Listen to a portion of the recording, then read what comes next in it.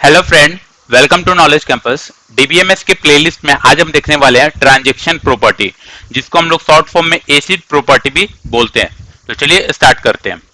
Last video में मैंने आपको बताया था कि ट्रांजैक्शन क्या होता है। ठीक है, तो अगर आपने वो वीडियोस नहीं देखा है तो जाकर देख सकते हैं, उसका लिंक मैं आपको डिस्क्रिप्शन में प्रोवाइड कर दूंगा।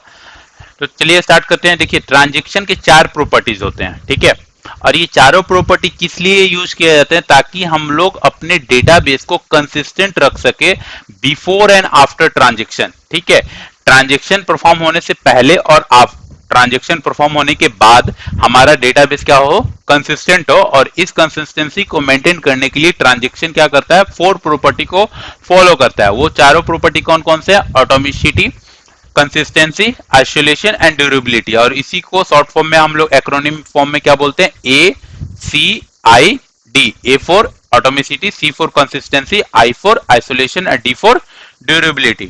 ठीक है, तो देखिए, अगर मैं एसिड प्रॉपर्टी को अगर मैं आपको वन लाइन में अगर आपको एक्सप्लेन करने के लिए आता है तो आप बोल सकते हो A फॉर ऑटोमेसिटी। और ऑटोमेसिटी का मतलब ये होता है कि जो ट्रांजैक्शन होगा उस ट्रांजैक्शन में बहुत सारे स्मॉल स्मॉल टास्क होंगे। तो वो ट्रांजैक्शन को हम लोग क्या बोलेंगे कि या तो सारे टास्क एक बार परफॉर्म होंगे या तो नहीं होंगे। ऐसा नहीं होगा कि किसी ट्रांजैक्शन में लेट सपोज 10 टास्क हैं तो इसमें से 8 टास्क परफॉर्म हो गए और हम बोलेंगे कि ट्रांजैक्शन कंप्लीट हो गया। नहीं, ट्रांजैक्शन कंप्लीट तभी होगा या ट्रांजैक्शन तभी परफॉर्म किया जाएगा जब 10 के 10 टास्क, उस ट्रांजैक्शन में जितने नंबर ऑफ टास्क होंगे वो सारे परफॉर्म हो। अगर एक भी अगर छुट्टा है तो हम लोग उस ट्रांजैक्शन को क्या करेंगे, कैंसिल कर देंगे।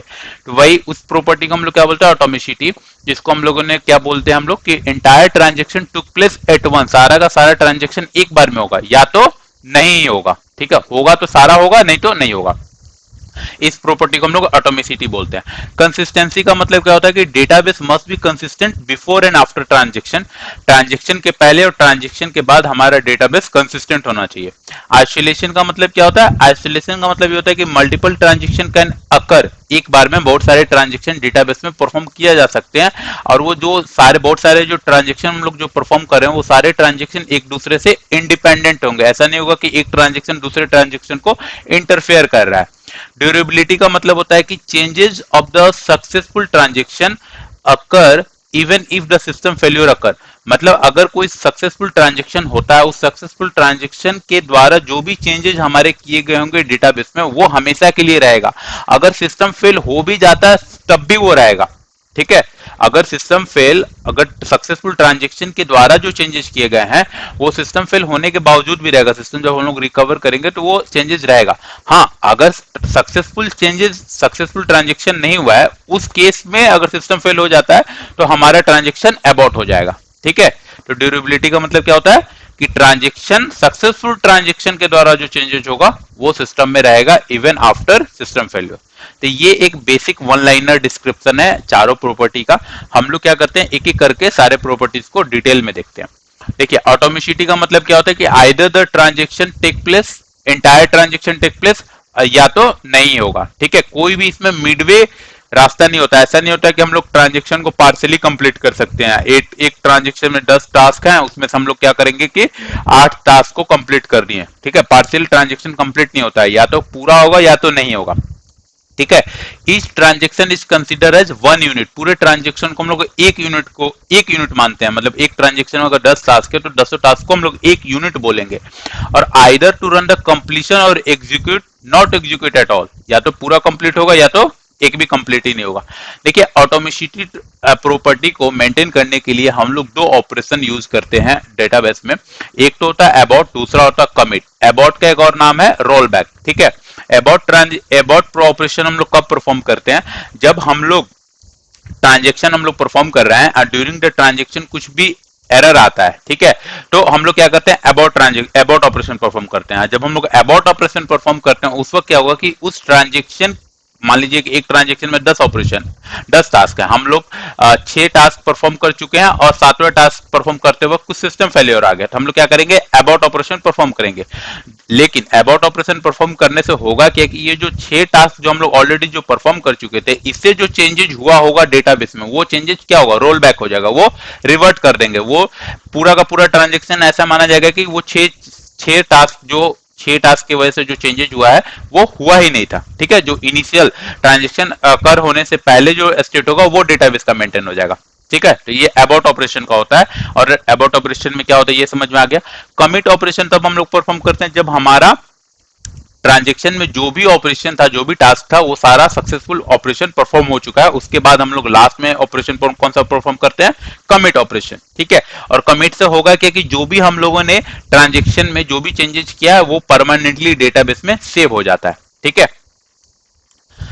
चलिए एक एग्जांपल में हम लेते हैं कि लेट सपोज कि हम लोग ऑटोमेसिटी प्रॉपर्टी को मेंटेन नहीं करते हैं, देन हमारा क्या दिक्कत आता है। ठीक है, अगर दिक्कत आता है तो हम लोग ऑटोमेटिसिटी प्रॉपर्टी को फॉलो करना चाहिए, अगर नहीं आता है तो देन नहीं फॉलो करेंगे। तो हम लोग एग्जांपल लेते हैं कि जब हम लोग नहीं फॉलो करते हैं तब क्या होता है। तो लेट सपोज हमारे पास दो पर्सन है। ठीक है, एक पर्सन है एक्स और दूसरा पर्सन है वाई। पर्सन एक्स का अमाउंट है, अकाउंट बैलेंस है 500 और दूसरा का अमाउंट बैलेंस है, अकाउंट बैलेंस है 200। और हमें क्या करना है कि पर्सन एक्स के अकाउंट से 100 रुपए ट्रांसफर करने हैं वाई के। ठीक है, एक ट्रांजेक्शन है, उस ट्रांजेक्शन में क्या करना है हमें, एक्स के अकाउंट से 100 रुपए निकालकर वाई के अकाउंट में 100 रुपए डिपॉजिट कर देना है। तो ये जो एक ट्रांजेक्शन है उस ट्रांजेक्शन को लेट सपोज हम लोग बोलते हैं टी, और इसको दो पार्ट में डिवाइड करते हैं, T1 एंड T2। T1 क्या होगा, T1 होगा वो सारे सेट ऑफ ऑपरेशन जो हम लोग एक्स पे परफॉर्म करेंगे, और T2 वो होगा वो सारे ऑपरेशन जो हम लोग T2 वाई पे परफॉर्म करेंगे। ठीक है, तो T1 में हम लोग क्या करेंगे, एक्स के अकाउंट को रीड करेंगे, उसमें से 100 रुपए डिवाइड माइनस करेंगे और फिर उसके अकाउंट को अपडेट कर देंगे जो कि 100 रुपए पहले से कम होगा। तो अपडेट करेंगे तो क्या हो जाएगा, अकाउंट बैलेंस 400 हो जाएगा, क्योंकि 500 पहले था, 100 रुपए माइनस कर दिया। और वाई के अकाउंट में जो हम लोग ऑपरेशन परफॉर्म करेंगे, जो हम लोग T2 बोल रहे हैं, उस ट्रांजेक्शन में हम लोग कौन कौन से टास्क परफॉर्म करेंगे, वाई के अकाउंट को रीड करेंगे, उसमें 100 रुपए ऐड करेंगे, उसके बाद से उसके अकाउंट को अपडेट कर देंगे। तो जो अपडेट करेंगे तो अपडेटेड अकाउंट बैलेंस क्या हो जाएगा, 300 हो जाएगा, क्योंकि पहला क्या था, 200 था। ठीक है, ये टोटल T1 और T2 मिलकर क्या कहलाएगा, टी ट्रांजेक्शन। ठीक है, क्योंकि एक ही ट्रांजेक्शन को हम लोगों ने दो पार्ट में डिवाइड किया था। अभी हम लोग क्या सिचुएशन कंसीडर कर रहे हैं कि हम लोग ऑटोमेसिटी प्रॉपर्टी को फॉलो नहीं कर रहे हैं, तब क्या होगा। तो let suppose if the transaction fail after the completion of the T1 but before completion of T2। Let suppose कि T1 जो हमारा T1 ट्रांजेक्शन में जो हमारा जो भी सेट ऑफ टास्क था वो सारे हम लोगों ने ऑपरेशन परफॉर्म कर लिया, मतलब एक्स में से 100 रुपए तो माइनस कर लिया, लेकिन T2 अभी ऑपरेशन परफॉर्म कर ही रहे थे, उसके पहले हमारा सिस्टम फेल हो गया। तो सिस्टम फेल होने की वजह से क्या होगा, T2 ऑपरेशन परफॉर्म नहीं हो पाएगा। लेकिन उस केस में क्या होगा कि हमारा एक्स में से 100 रुपए तो माइनस हो चुका है, एक्स का अकाउंट को अपडेट हो चुका है कि 400 है, लेकिन वाई के अकाउंट 100 रुपए ऐड नहीं हुआ, तो हमारा 100 रुपए तो गया, एक्स का 100 रुपया गया, तो हमारा इस केस में क्या होगा, डेटाबेस इनकंसिस्टेंट हो गया। ठीक है, क्योंकि हम लोगों ने ऑटोमेसिटी प्रॉपर्टी को तो फॉलो नहीं किया कि अगर T2 सेट में जो भी ऑपरेशन है अगर वो फेल होता है तो हमको T1 को भी रोल बैक कर देना। हमने तो ऑटोमेसिटी प्रॉपर्टी फॉलो नहीं कर रहे हैं अभी, तो इस केस में हमारा क्या हो रहा है, दिक्कत आ रहा है, डेटाबेस इनकंसिस्टेंट आ जा रहा है। इसीलिए हम लोग क्या करते हैं कि ऑटोमेसिटी प्रॉपर्टी को फॉलो करते हैं कि अगर पूरे के पूरे ट्रांजेक्शन के लाइफ साइकिल में अगर कहीं भी दिक्कत आता है, कहीं भी कोई भी टास्क अगर परफॉर्म नहीं हो पाता है, तो हम लोग क्या करते हैं कि पूरे के पूरे ट्रांजेक्शन को रोल बैक कर देते हैं। ठीक है, इसलिए बोलते हैं कि होगा काम तो पूरा का पूरा काम होगा, नहीं तो नहीं होगा। ठीक है, तो ये हमने देखा कि ऑटोमेसिटी प्रॉपर्टी अगर हम लोग फॉलो नहीं करते हैं तो क्या दिक्कत आता है, एक्स के अकाउंट से पैसा कट जाएगा और वाई के अकाउंट में पैसा जाएगा ही नहीं। ठीक है, आई होप आपको क्लियर हो गया ऑटोमेटिसिटी प्रॉपर्टी। अब हम लोग देखते हैं कंसिस्टेंसी प्रॉपर्टी। कंसिस्टेंसी प्रॉपर्टी ये बोलता है कि database must be consistent before and after transaction. Transaction के पहले और ट्रांजेक्शन के बाद मस्ट कंसिस्टेंट होना चाहिए। जैसे अगर मैं इस ट्रांजेक्शन का एग्जाम्पल जो अभी हम लोगों ने किया था, एक्स से वाई में जो पैसा 100 रुपए ट्रांसफर किया था, इस केस में क्या होना चाहिए कि total amount before and after transaction same होना चाहिए। ठीक है, तो बिफोर ट्रांजेक्शन टोटल अमाउंट क्या था, एक्स के पास 500 था, वाई के पास 200 था, टोटल अमाउंट 700। और ट्रांजेक्शन के बाद अगर सक्सेसफुल ट्रांजेक्शन होता तो क्या होता है कि वाई का एक्स का हो जाता 400 रुपए और वाई का हो जाता 300 रुपए, तो उसके बाद भी हमारा टोटल अमाउंट कितना होता है, 700 रुपए ही होता। तो इस केस में हम लोग क्या बोलेंगे, कंसिस्टेंट है। ठीक है, लेकिन अगर कंसिस्टेंट प्रॉपर्टी को अगर हम लोग फॉलो नहीं करें, लेट सपोज हमारा T1 ट्रांजेक्शन कंप्लीट हो जाए और T2 ट्रांजेक्शन फेल हो जाए, तब भी हम लोग क्या बोले कि एक्स के अकाउंट से 100 रुपया माइनस ही कर ली, जो ऑटोमेसिटी प्रॉपर्टी नहीं फॉलो की, तो उसकी वजह से हमारा क्या होगा, डेटाबेस इनकंसिस्टेंट हो जाएगा। इसीलिए बोलते हैं कि कंसिस्टेंट प्रॉपर्टी, कंसिस्टेंसी का मतलब होता है कि बिफोर ट्रांजेक्शन और आफ्टर ट्रांजेक्शन डेटाबेस हमारा कंसिस्टेंट होना चाहिए, और इस प्रॉपर्टी को हम लोग क्या बोलते हैं, कंसिस्टेंसी प्रॉपर्टी। ठीक है, अब हम लोग देखते हैं आइसोलेशन प्रॉपर्टी। आइसोलेशन प्रॉपर्टी में ये कहा जाता है कि एक बार में अगर कोई ट्रांजेक्शन है और वो किसी डेटा को यूज कर रहा है, तो वो डेटा दूसरा ट्रांजेक्शन तब तक यूज नहीं कर सकता जब तक कि पहला ट्रांजेक्शन कंप्लीट ना हो जाए। ठीक है, अब वो कंप्लीट सक्सेसफुल होगा कि अनसक्सेसफुल होगा, वो डिपेंड करता है। मतलब कहने का ये है कि जब तक कोई ट्रांजेक्शन, कोई एक पर्टिकुलर ट्रांजेक्शन कोई एक पर्टिकुलर डेटा को एक्सेस कर रहा है, उसको रीड कर रहा है, उसको ऑपरेशन परफॉर्म कर रहा है, तो वो पर्टिकुलर डेटा कोई दूसरा ट्रांजेक्शन यूज नहीं कर सकता जब तक वो डेटा, जो पहला जो डेटा था, पहला ट्रांजेक्शन उसको रिलीज ना कर दे। ठीक है, जब वो ट्रांजेक्शन उसका कंप्लीट हो जाएगा तो डेटा को रिलीज कर देगा, उसके बाद ही उस डेटा को कोई दूसरा ट्रांजेक्शन यूज कर सकता है। इस प्रॉपर्टी को हम लोग क्या बोलते हैं? Isolation property. ठीक है, और आइसोलेशन प्रॉपर्टी को मेंटेन करने के लिए डीबीएमएस में हमारा होता है कंसिस्टेंसी कंट्रोल सिस्टम। ठीक है, कंसिस्टेंसी कंट्रोल सिस्टम का ये रेस्पॉन्सिबिलिटी होता है कि वो जो मल्टीपल ट्रांजेक्शन परफॉर्म हो रहे हैं उनको आइसोलेट करे, ये इंश्योर करे कि एक ट्रांजेक्शन जो वो डेटा, किसी डेटा को यूज कर रहा है, अभी वो कंप्लीट नहीं हुआ, वो डेटा कोई दूसरा ट्रांजेक्शन यूज ना करे। ठीक है, तो लेट सपोज हम लोग सपोज करते हैं कि हम लोग आइसोलेशन प्रॉपर्टी को फॉलो नहीं करते। तो अगर हम लोग आइसोलेशन प्रॉपर्टी को फॉलो नहीं करते, देन क्या दिक्कत आता है, उस दिक्कत को देखते हैं। अगर दिक्कत आता है तो हम लोग को फॉलो करना चाहिए, अगर नहीं आता है तो हम लोग को फॉलो नहीं करना चाहिए। तो लेट सपोज हमारे पास जो ट्रांजेक्शन है, अभी आइसोलेशन प्रॉपर्टी में लोग मल्टीपल ट्रांजेक्शन की बात करें तो अभी से बात है, हमें दो ट्रांजेक्शन लेकर ही एग्जांपल सॉल्व करना होगा।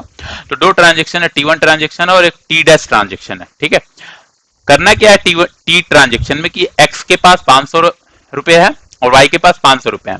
टी ट्रांजेक्शन में हमें क्या करना है कि एक्स का जो भी अमाउंट है उसको 100 से मल्टीप्लाई करके उसको अकाउंट को अपडेट कर देना है, और वाई के अकाउंट में से 50 रुपए माइनस करके उसके अकाउंट को अपडेट कर देना है। ये दोनों प्रोसेस परफॉर्म जो करना है उसको एक सिंगल ट्रांजेक्शन में परफॉर्म करना है, और उसको हम लोग क्या करना है? टी ट्रांजेक्शन बोलते हैं। तो टी ट्रांजेक्शन में क्या करेंगे? एक्स के अकाउंट को रीड करेंगे, उसको 100 से अपडेट मल्टीप्लाई करके उसके अकाउंट में फिर से अपडेट कर देंगे, और वाई के अकाउंट को रीड करेंगे, उसमें 50 रुपए माइनस कर उसके अकाउंट को अपडेट कर देंगे। T2 ट्रांजेक्शन या T डैश ट्रांजेक्शन जो है उसका काम क्या है? उसका काम है कि X के अकाउंट को रीड करना, Y के अकाउंट को रीड करना, दोनों को ऐड करके जो अमाउंट होगा वो हमें दिखाना है। ठीक है, वो हमें डिस्प्ले कराना है। ये दूसरा ट्रांजेक्शन है। लेट सपोज कि T1 ट्रांजेक्शन एग्जीक्यूट होता है कहां तक? T1 ट्रांजेक्शन हमारा एग्जीक्यूट हुआ है रीड Y तक। ठीक है, यहां तक हमारा T1 ट्रांजेक्शन एग्जीक्यूट हो चुका है, मतलब एक्स का जो भी काम करना था वो हमने कर दिया, वाई का काम हम लोग अभी स्टार्ट किए, रीड कर चुके हैं। जब वो यहां तक पहुंचा हुआ है कंट्रोल टी ट्रांजेक्शन, उसी वक्त क्या होता है कि T2 ट्रांजेक्शन स्टार्ट हो जाता है। ठीक है, जस्ट उसी वक्त स्टार्ट होता है, और उसी वक्त स्टार्ट करते हुए वो क्या करता है? एक्स के अकाउंट को रीड कर लेता है और वाई के अकाउंट को रीड कर लेता है। ठीक है, अब अभी क्या होगा कि वो एक्स के अकाउंट को तो रीड अच्छे से करेगा, क्योंकि एक्स के अकाउंट में हम लोगों ने जो अपडेट करना था वो हमने परफॉर्म कर लिया, उसके डेटा को रिलीज कर दिया। लेकिन वाई के अकाउंट में से जो 50 रुपए माइनस करना था वो तो हमने किया नहीं, अभी वो तो अभी हम लोग रीड किया। तो इस केस में क्या होगा कि T2 ट्रांजेक्शन क्या करेगा कि वाई के इनकरेक्ट वैल्यू को रीड कर लेगा, जबकि एक्स के करेक्ट वैल्यू को रीड करेगा, क्योंकि एक्स के डेटा को तो हम लोगों ने रिलीज कर दिया, लेकिन वाई के डेटा को अभी हम लोगों ने तुरंत अभी रीड किया। तो उस केस में क्या होगा कि T2 वाई के इनकरेक्ट वैल्यू को रीड कर लेगा, और वो क्या करेगा कि वो कौन सा हमें सम प्रोड्यूस करेगा? वो क्या करेगा कि एक्स का जो करेक्ट वैल्यू है 50,000, पहले 500 था, उसमें 100 से मल्टीप्लाई कर दिया तो 50,000 हो गया, और वाई का वो जो प्रीवियस वैल्यू रीड करेगा, प्रीवियस वैल्यू क्या था? 500, तो 500 रीड करेगा और दोनों को ऐड कर हमें सम दिखाएगा क्या? 50,500। जबकि होना क्या चाहिए था कि वाई के 50 रुपए तो हम लोग माइनस कर रहे हैं, हमारा अकाउंट बैलेंस क्या आना चाहिए? टोटल क्या आना चाहिए? 50,450 आना चाहिए। ठीक है, और ये दिक्कत क्यों हुआ?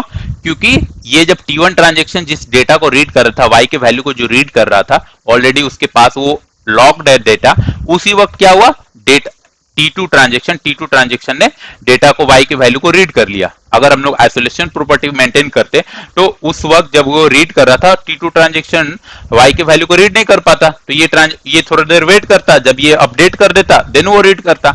आइसोलेशन प्रॉपर्टी ना फॉलो करने का हमें मिला रिजल्ट कि हमारा डेटाबेस क्या हुआ? इनकंसिस्टेंट हो गया। इससे हमें समझ में आया क्या कि हमें ट्रांजेक्शन जब भी परफॉर्म करना उसको आइसोलेशन प्रॉपर्टी फॉलो करना चाहिए, और आइसोलेशन प्रॉपर्टी फॉलो करने से हमारा डेटाबेस क्या होता है? कंसिस्टेंट रहता है। समझ में आया आइसोलेशन प्रॉपर्टी का क्या इंपॉर्टेंट है?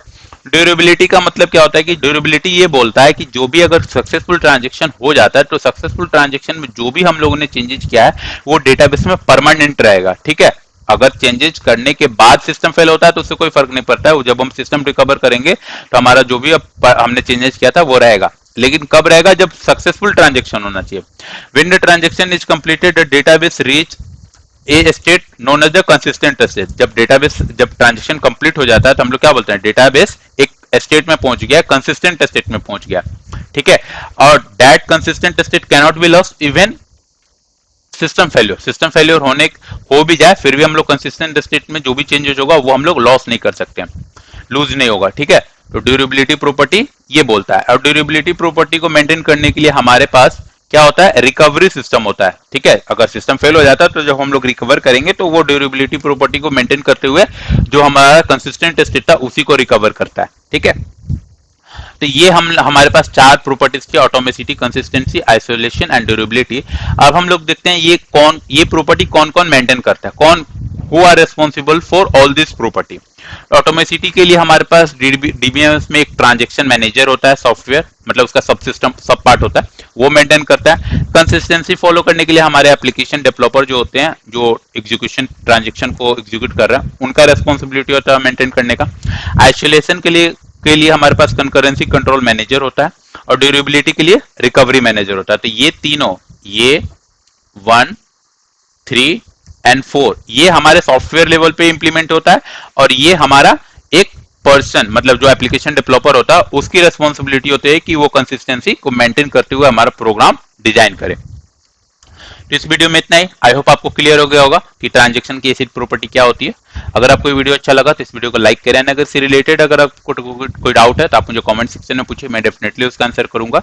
एंड इस चैनल को भी सब्सक्राइब करें क्योंकि नेक्स्ट आने वाले वीडियोज में हम लोग देखने वाले ट्रांजेक्शन के लाइफ साइकिल, साथ ही साथ मैं डीबीएमएस का कंप्लीट सिलेबस इस चैनल पर अपलोड कर रहा हूँ, तो आप अपना कंप्लीट सिलेबस इस चैनल पर कवर कर पाइएगा। Thank you for watching.